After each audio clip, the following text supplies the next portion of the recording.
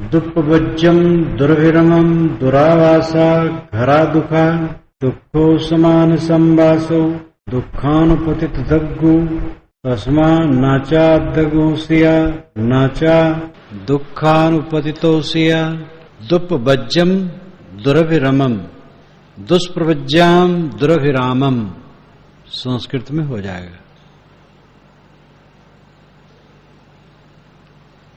दुःपवज्यम दुष्प्रवज्याम प्रवज्याम प्रवर्जन चल देना।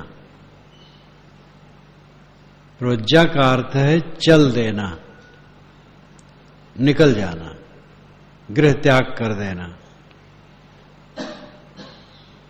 दुःपवज्यम दुष्प्रवज्यम गलत तरीके से घर का त्याग करना। वैराग नहीं है वो पिनक में छोड़ दे, ये दुष्प्रवज्या। दुरभिरमम संस्कृत में हो जाएगा दुरभिरामम दुरअभिरामम। अभिराम नाम सुंदर सुखद अच्छा, दुर का मतलब है गलत, गलत तरीके से। दुर्विरमम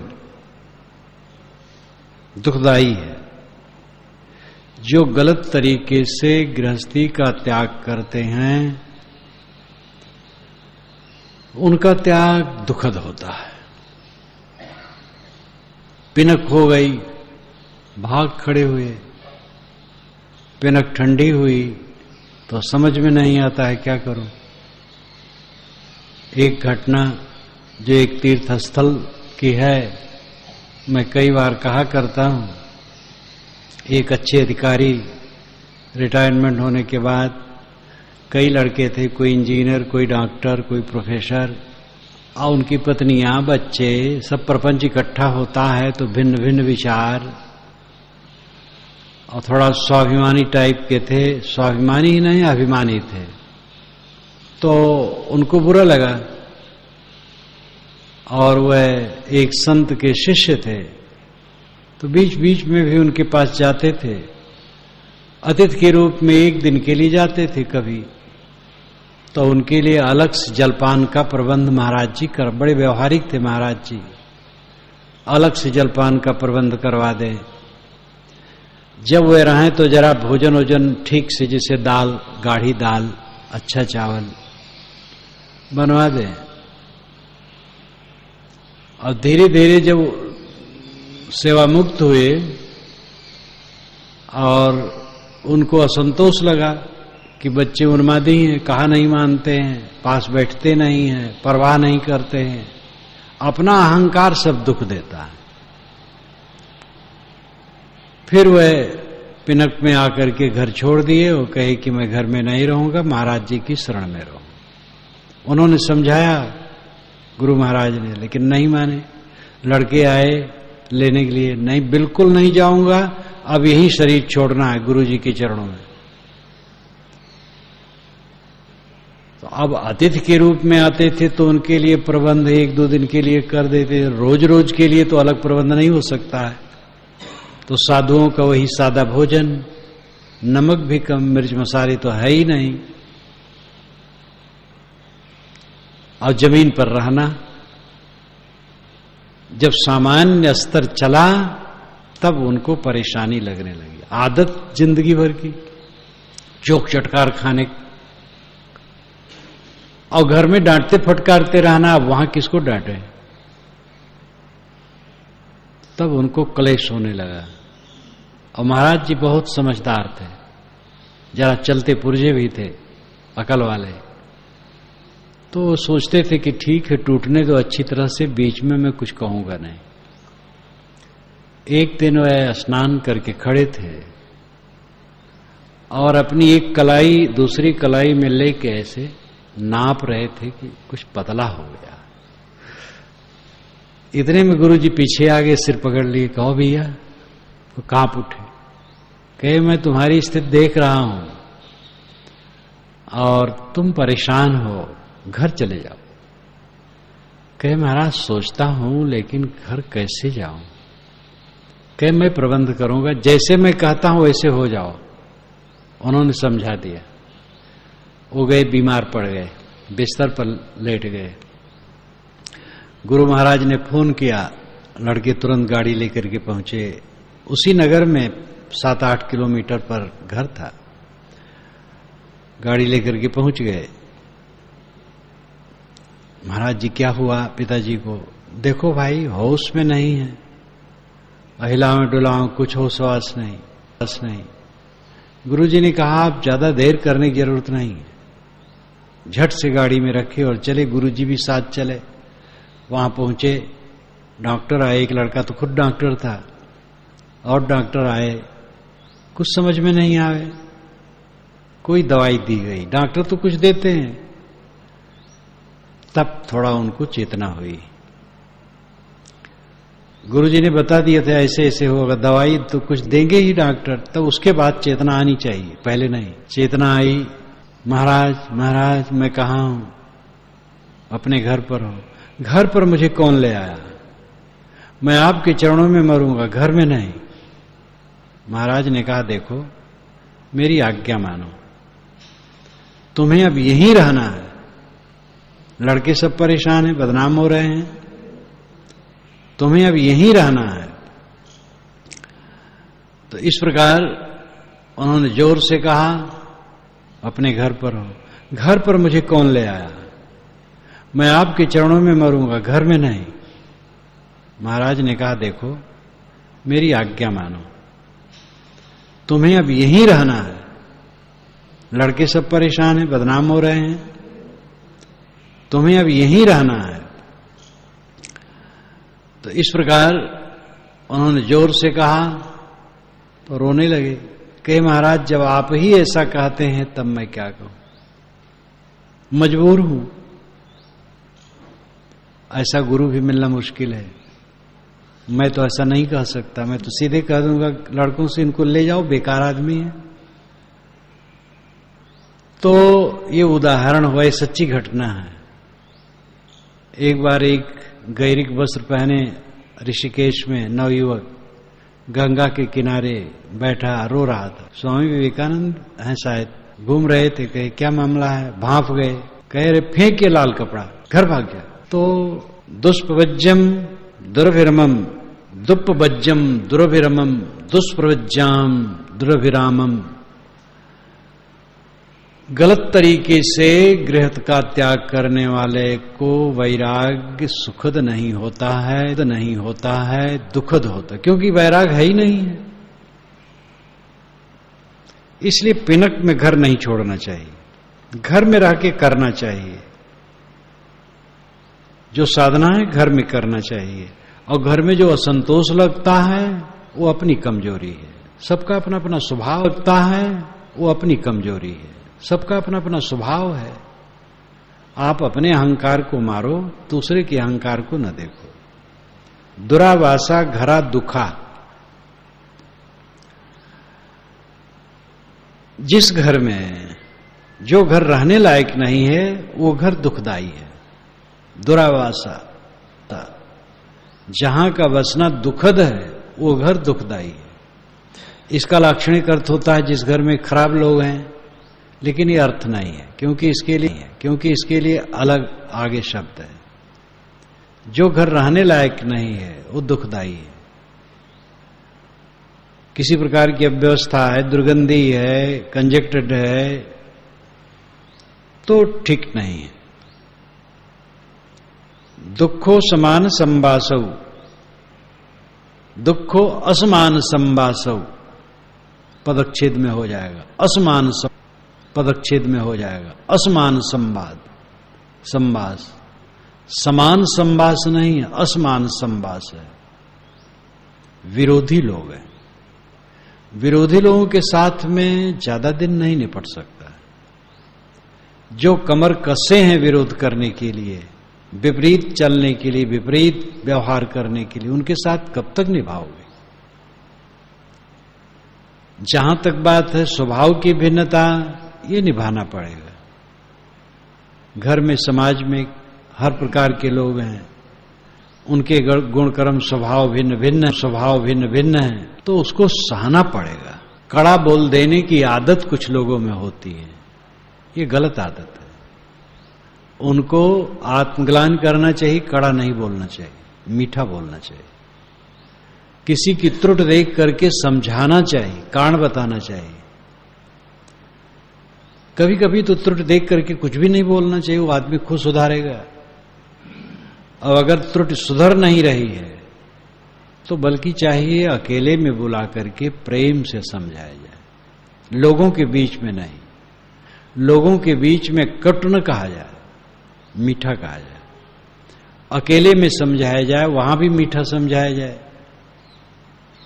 तो कटु शब्द कहने का जो स्वभाव है छोड़ना चाहिए। किसी किसी को होता है, मन उनका खराब नहीं होता है कि इनको दुख दूं, परेशान करूं, ये भाव नहीं रहता है, स्वभाव ही होता है। लेकिन स्वभाव तो गलत है। वीर वही जो स्वभाव ही जीते, वीर वह है जो गलत स्वभाव को जीते। अब ये नहीं चलेगा भाई स्वभाव है, अरे स्वभाव है तो मनुष्य क्या हो, साधु हुए हो तो साधु को तो स्वभाव जीतना ही चाहिए। लेकिन मनुष्य होना ही सब कुछ है, साधु कहने की जरूरत नहीं है। मनुष्य क्या है, साधु ही। कबीर साहब ने जो साधु स्टाइल अपना रखा है दुनिया में विलक्षण है। कहें कबीर सुनो हो साधो, तो मानव मात्र को साधो समझते हैं, क्योंकि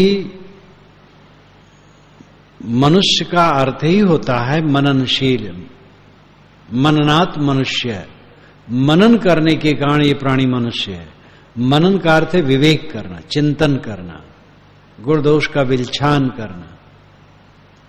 अब मनुष्य आकार ग्रहण किए हो, बैल गढ़ंता नर गढ़ा, चूका पूंछ और सींग सींग, एक गुरु के ज्ञान बिन धिक दाढ़ी धिक मूछ। साहिब की तो एक एक बात ऐसी है, सरल शब्दों में है और हड्डी तोड़ कथन है। बैल गढ़ंता नर गढ़ा, इस प्रकृति ने मनुष्य को गढ़ा लेकिन बैल बनाया।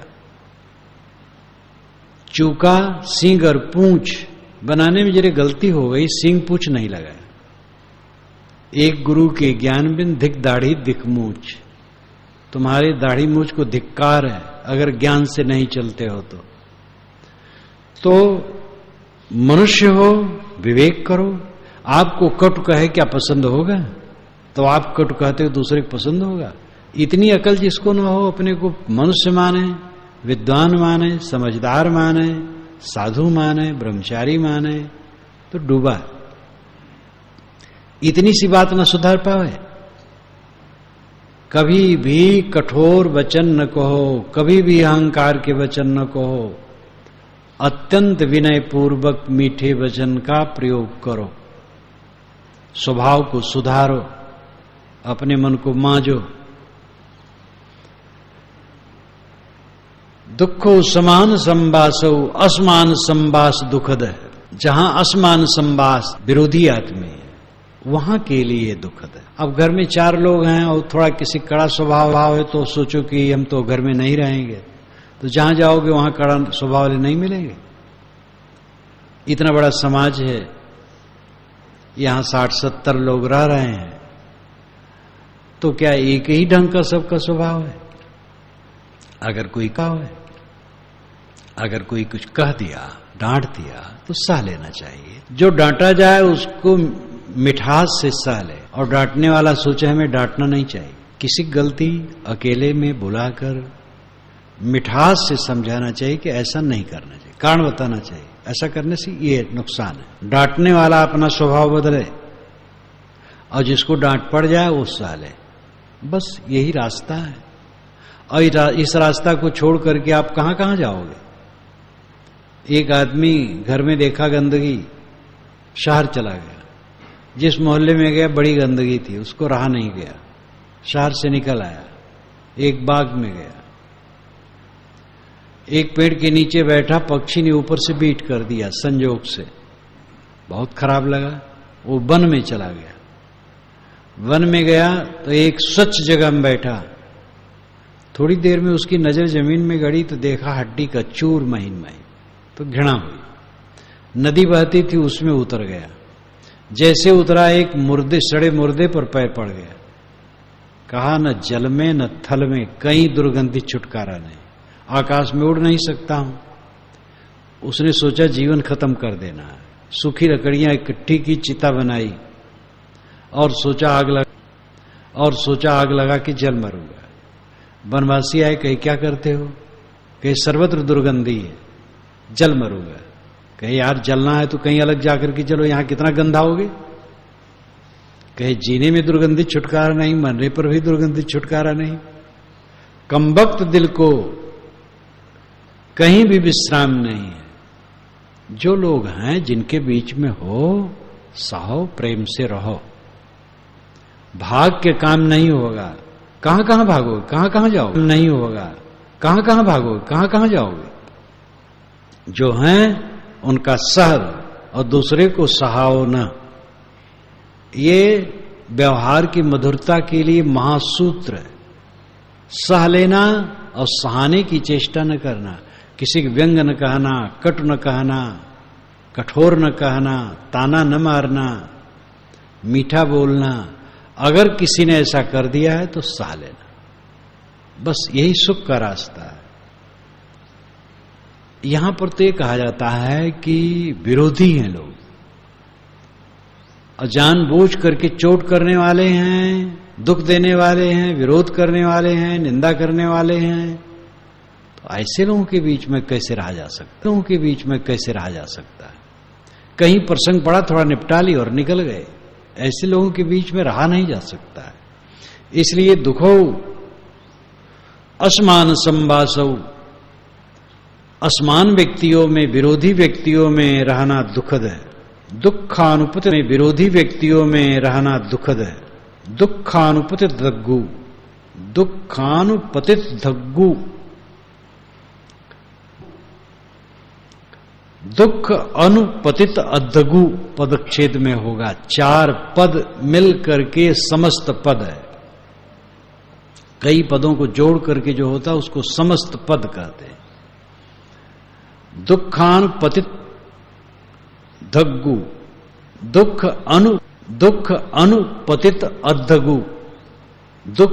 दुख पतित गिरना, अनु पीछे बराबर, अद्धगु पथिक।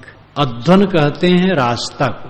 अध्वन का अर्थ समय भी होता है। अद्धगु पाली में अद्धगु यात्री। अद्धुगः संस्कृत में हो जाएगा, अद्धुग संस्कृत में हो जाएगा, अद्धुगः यात्री। यात्री होना दुखद है, दुखानुपतित है। दुखानुपतित अद्धगु, अद्धगु होना दुख में गिरना है, लाक्षणिक अर्थ है। जन्म मरण के इस यात्रा में चलना, महादुख में गिरे रहना है। तथागत बुद्ध पुनर्जन्म प्रवाह बड़ी प्रबलता से मानते हैं। बुद्ध वचन में जो त्रिपिटक है, निश्चित है कि पीछे लोगों की कल्पनाएं भी उसमें खूब भर गई हैं, लेकिन बुद्ध वचन उसमें अधिकतम है। अधिकतम बुद्ध वचन ही है। जो जोड़ा गया है कल्पना करके वो थोड़ा है, लेकिन जो थोड़ा जोड़ा गया है वो बहुत गलत है। चमत्कार और बातें। जन्म मरण के प्रवाह में चलते रहना, यात्री बने रहना, पुनर्जन्म के प्रवाह का यात्री बने रहना दुखद है। दुख अनुपतित अद्धगु, तस्मा न च अद्धगु। तस्मा, तस्मात पाली में तस्मा, संस्कृत में तस्मात। तस्मात नाम इसलिए। न च अद्धगु सिया, न च अद्धगु सिया, यात्री मत बनो। सिया स्यात, संस्कृत में स्यात, पाली में सिया। होने के लिए वचन, होने के लिए वचन है। स्यात है, सिया है, होना। तस्माना च अद्धगु, इसलिए अद्धगु मत बनो, यात्री मत बनो। अभी तक भटके भटके अब न भटको। ना चाह दुख अनुपतितो उसिया, और फिर दुख में नहीं गिरोगे। पुनर्जन्म सिद्धांत जो न मानते हो उनके लिए भी जिस सार को ये कहा गया है वो बहुत उपयोगी है। जन्म मरण के प्रवाह से कौन मुक्त होता है? जिसका मन तृष्णा रहित होकर के आत्मलीन हो जाता। इस जीवन में जिसकी तृष्णाएं शांत हो गई, कुछ जानना नहीं रहा, कुछ करना नहीं रहा, कुछ पाना नहीं रहा, ये स्थिति आ गई, ये स्थिति आ गई। जानना था अपने आप को और बंधन को, करना था बंधनों का त्याग, पाना था आत्म संतोष, वो हो गया। अब कुछ न जानना है, न करना है, न पाना है। शरीर जब तक है व्यवहारिक क्रिया करना है, व्यवहार सबको करना पड़ता है, लेकिन अब कोई प्राप्त की कामना नहीं रह गई, मन एकदम तृप्त हो गया। जब इस प्रकार मन तृप्त हो जाता है तो मन विश्राम पा जाता है।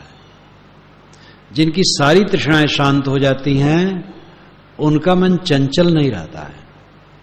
जब वो चाहें समाधि में बैठे मन शांत हो जाएगा, सहज रहेंगे, उनको समाधि लगाना नहीं पड़ेगा। मन अपने आप विश्राम, मन कुछ सोचता रहता है, नहीं सोचने की स्थिति में उनका मन चला जाता है, कुछ नहीं सोचता, शांत।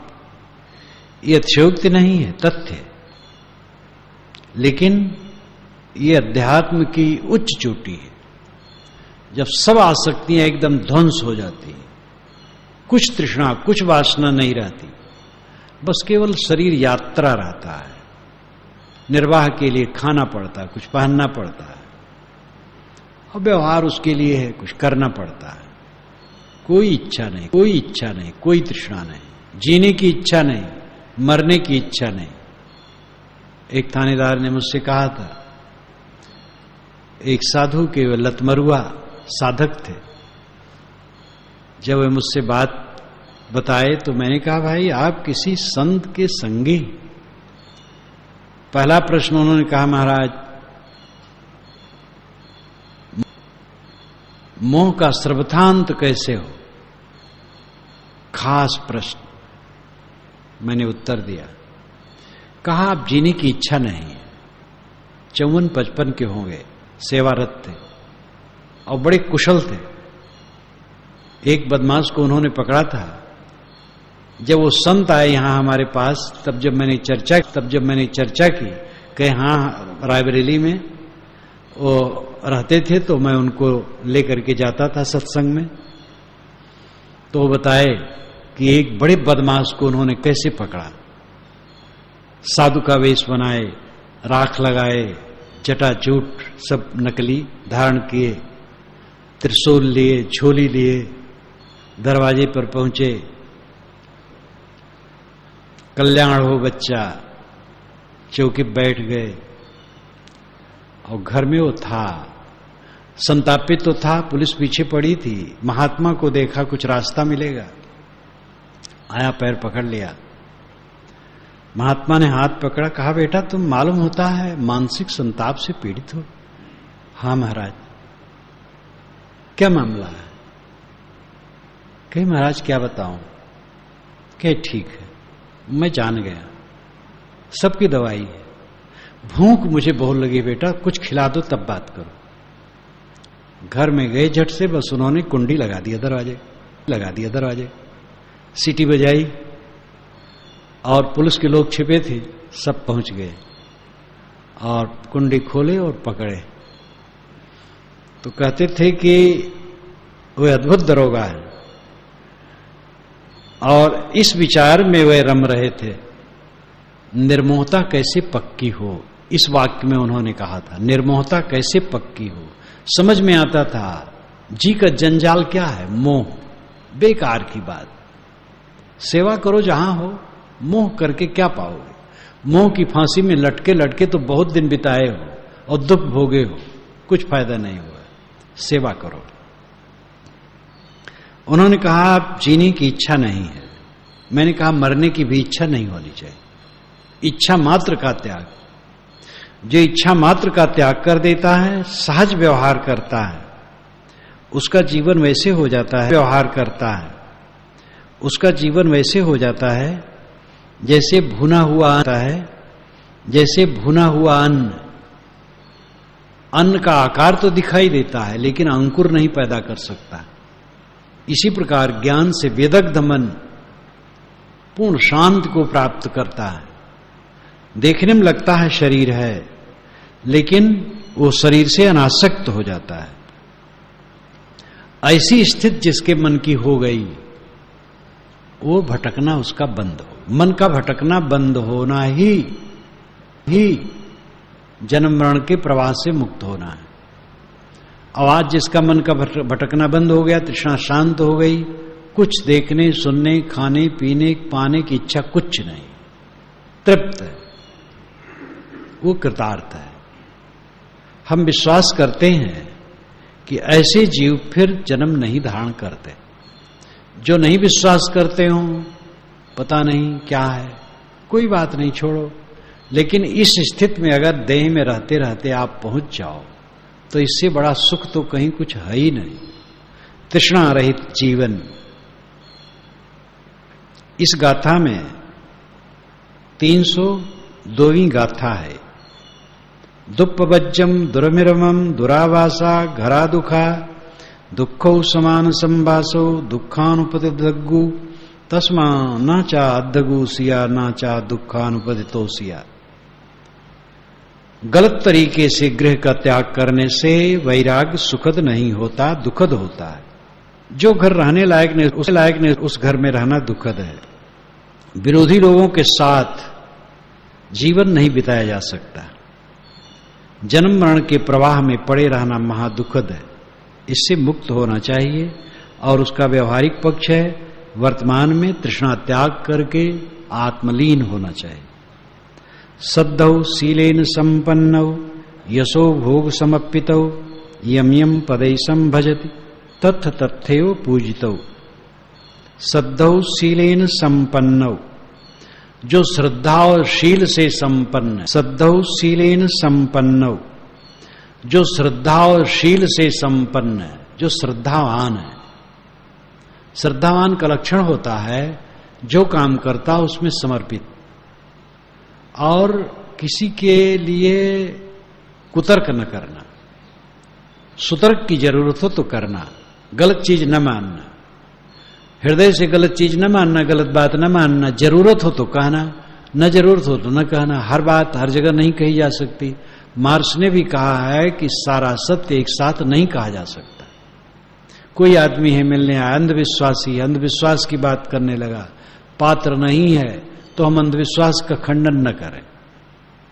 जब थोड़ा समझ हो, प्रेम हो तो कहे, तो स्वयं तो अंधविश्वास में न पड़े, गलत बात में न पड़े, लेकिन कुतर्क लोगों का न करता रहे और सभी के प्रति आस्था भाव रखे, किंतु गलत किसी की न माने। श्रद्धावान का लक्षण है आस्था बुद्धि, कुतर्क बुद्धि नहीं, और अपने मिशन में पक्की निष्ठा। शीलेन, पवित्र आचरण संपन्न, दूसरे के साथ कोमल वर्ताव। यशो भोग समर्पितो, यश भोग समर्पिता है, यश और भोग में समर्पित है। ऐसा अर्थ किया जाए तो हिंदी अशुद्ध मानी जाएगी। यश भोग से संपन्न है, इसलिए भिन्न भाषा के शब्दों का अर्थ भिन्न भाषा में उसी शैली में नहीं की जाती है। जिस भाषा में अनुवाद किया जाता है उसकी शैली लेनी चाहिए। संस्कृत और पाल की प्रकृति अलग है, हिंदी की प्रकृति अलग है। यशो भोग समर्पितो, यशो भोग समर्पिता संस्कृत में हो जाएगा। जो यश भोग में समर्पित है, हिंदी में अर्थ होगा बढ़िया, जो जश से संपन्न है और सौभाग्य से संपन्न है। सौभाग्यशाली है, हर दिशा में सफल होता रहता है, ये सौभाग्य का लक्षण है। और इसी को हम मानते हैं, यह प्रारब्ध, अच्छा प्रारब्ध है उसका, भाग्यशाली है। और यशवान है क्योंकि अच्छा कर्म करता है, सुकीर्त है सर्वत्र। इस प्रकार जो श्रद्धावान है, शीलवान है, कोमल बर्ताव वाला है, सदाचारी है, सुजस से परिपूर्ण है और सौभाग्यशाली है, यम यम पदेशम भजत, यम यम जिस जिस पदेशम प्रदेशम भजत जाता है। यहां भजत का अर्थ जाना, भजत का अर्थ कहीं चुनाव भी होता है। जिस जिस प्रदेश में जाता है तत्र तथ्यव पूजितौ, संस्कृत में हो जाएगा तत्र तत्रैव पूजितौ, तत्र तत्र वहां वहां पूजित होता है। जो श्रद्धावान है, शीलवान है, सुयस्सी पूर्ण है, सौभाग्यशाली है, जहां जाता है पूजा जाता है। दूरे संतो पकाशयन्ति हिमवंतो अपबतौ, असंतेत न दिशन्ति रत्ति खित्ता यथा सरा। दूरे संतो पकाशयन्ति, दूर से ही संतो संत, पकाशयन्ति प्रकाशन्ते, पकाशयन्ति पाली में पकाशयन्ति, संस्कृत में हो जाएगा प्रकाशन्ते, प्रकाशित है। संत दूर से प्रकाशित रहते हैं, संत दूर से दिखाई देते हैं। हिमवंतौ अपबतौ, हिमवंतौ यू पर्वतः, संस्कृत में हो जाएगा हिमवंत, ऐसा पर्वत जो बर्फ से आच्छादित रहता है, दूर से चमकता है। जैसे बर्फीले पर्वत दूर से चमकते हैं, ऐसे संत दूर से प्रकाशित रहते हैं, चमकते हैं। देश की दूरी, काल की दूरी, अब देखो हजारों हजारों वर्ष के पुराने संत और भिन्न देश के आज भी सबके श्रद्धेय हैं। एक बात पर ध्यान दें, जो कुछ धारणा है कि ईसाई मत आने पर संत शब्द का प्रयोग शुरू हुआ, वे सेंट कहते थे, हमारे संस्कृत वालों ने, हिंदी वालों ने संत कह लिया। ये गाथा ईसा के जन्म के पहले की रचना है। ईसा के जन्म से लेकर कोई 25-27 वर्ष पूर्व तक के काल में पूरा त्रिपिटक बना है। इसलिए संत शब्द का प्रयोग पहले भी होता था। संस्कृत में संत का अर्थ होता है अंजुलि, संहत तल, संहत नाम जुड़ा हुआ तल, हाथ के पंजे, तो संत अंजुलि। संत लक्षण व्यंग में भी है, संत लक्षण व्यंग में भी कहा जाता है, संत लक्षण है, व्यंग किया जाता है। जैसे गुरु, अरे बड़े गुरु हैं वो, तो एक गुरु है प्रकाशवान, ज्ञानवान, दूसरा व्यंग में भी है। संत सत शब्द का बहुवचन है, इसलिए संत शब्द ईसाइयों से ही आया है, ये बात ठीक नहीं लगती है। अगर आया हो तो कोई हर्ज नहीं, ईसाई, मुसलमान, हिंदू कुछ नहीं, किसी संस्कृत सभ्यता से कोई शब्द आया हो कोई हर्ज थोड़ा है, सभी संत आदरणीय हैं। अगर ऐसा हो तो मानना चाहिए। लेकिन ईसा के पहले से संत शब्द का प्रयोग भारतवर्ष में होता रहा। दोए संतोपकाशयन्त हिमवंतो अपबतो, हिमालय पर्वत की तरह संत दूर से ही दिखाई देते हैं, लेकिन असंतेथ न दिशन्ति। असंतेथ, असंतो व अत्र, यहां ही, न दिशन्ति, नहीं दिखते। आपके पासे में कोई असंत हो तो नहीं दिखाई देता। कैसे नहीं दिखाई देता है? रत्ति खित्ता यथा सरा, रत्ति खित्ता, रात्रि छिपता, संस्कृत में उसको हम कहेंगे रत्ति खित्ता, रत्ति रात्रि, खित्ता छिपता, छिपता नाम फेंका हुआ। यथा सरा, जैसे सर, वाण, जैसे अधियारी रात में कोई वाण चला दे, वो वाण कहां गिरा दिखाई नहीं देगा। इसी प्रकार जो असंत हैं पास में ही नहीं दिखाई देते, मतलब जिनका गलत स्वभाव है आसपास में हो तो उनका कौन महत्व मानेगा, बल्कि उपाधि समझेगा। ये कहीं अलग चला जाता तो अच्छा होता है।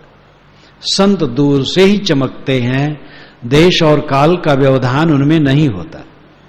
एक आसनम एक सेयम एक चर मतिंदो, एकासनम एक सेयम एक चर मतंदितौ, एकौ दमयन मत्तानम वनंते रमितो सिया। एक आसनम, एक आसन पर बैठे, आसन पर बैठो तो हिलो डोलो ना,